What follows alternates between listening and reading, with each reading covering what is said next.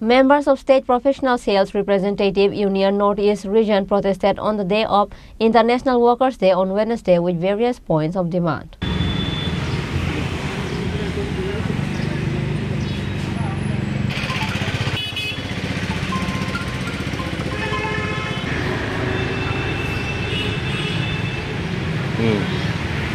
Likewise, on this day, members of State Professional Sales Representative Union Northeast Region protested by carrying placards in each hand to fulfill their demands as soon as possible. প্রত্যেকবারের মতো এইবারও কিন্তু আমরা PSR তরফ থেকে মহান মে দিবস পালন করছি এবং প্রথমত আমাদের পতাকা উত্তোলন, পরবর্তী সময়ে আমাদের স্টেজ রিলি এবং এখন আমাদের আলোচনা সভা হবে।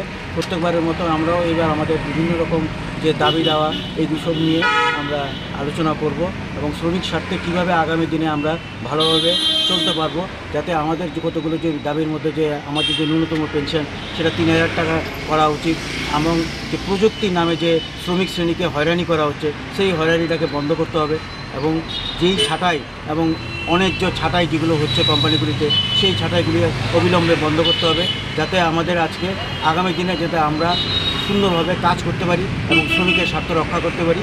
এইটাই আমাদের আজকে মহান উদ্দেশ্য এই আলোচনা সভাতে। আপনার পরিচয়টা? আমার নাম রঞ্জন সেন, আমি সভাপতি উত্তর পূর্বাঞ্চলের ইউনিটে।